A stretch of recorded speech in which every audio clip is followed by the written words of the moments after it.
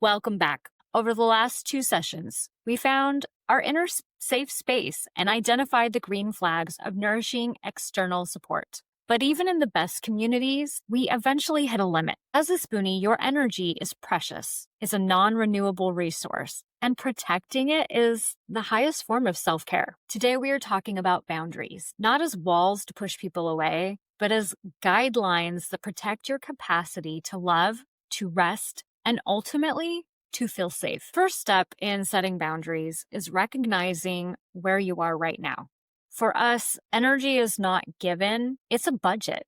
You wouldn't spend $500 if you only had 50 in your bank account, right?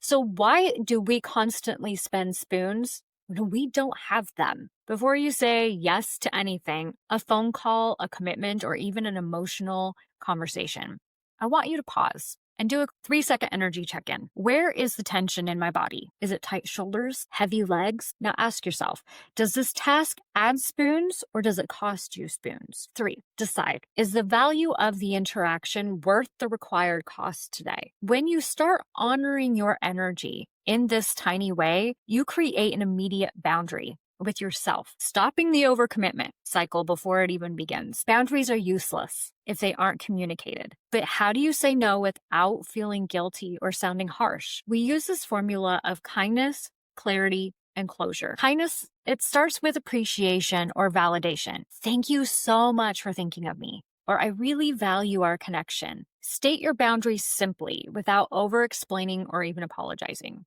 I won't be able to come to the party, or I can only talk for 10 minutes today. Offer an alternative that works for you, if possible. I'd love to chat another day.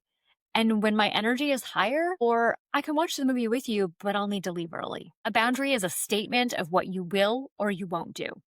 It is not a request for permission. The right people will respect your limit without needing an apology, because you don't owe them one anyway. Now, finally, let's talk about the relationship that continually cost more spoons than they return. The ones that even after clear boundary setting still leave you feeling drained, criticized, or unsafe. This is about emotional recovery. Releasing a relationship, it doesn't always mean a dramatic goodbye. Sometimes it's just a gentle fade away. You don't need to announce a rupture. You can simply practice conscious deprioritization. Pause before engaging. Stop instantly responding to calls or texts. Give yourself time to see if you have the emotional capacity, and lower the frequency. Instead of weekly coffee dates, suggest monthly.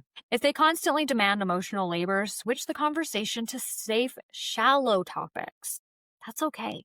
Create distance with love. Recognize that releasing a relationship is an act of love for yourself and the peace that you deserve. You can hold gratitude for what the connection once was, while still knowing it's no longer aligned with your health needs today. You are the guardian of your energy and your emotional safety. Your job isn't to fix everyone else's feelings, it's to protect your own peace. This week, your assignment is to practice one clear boundary. No over-explaining, no guilt, just kindness, clarity, and closure. Start small and notice how much energy you gain back. Practice one clear boundary using the no formula.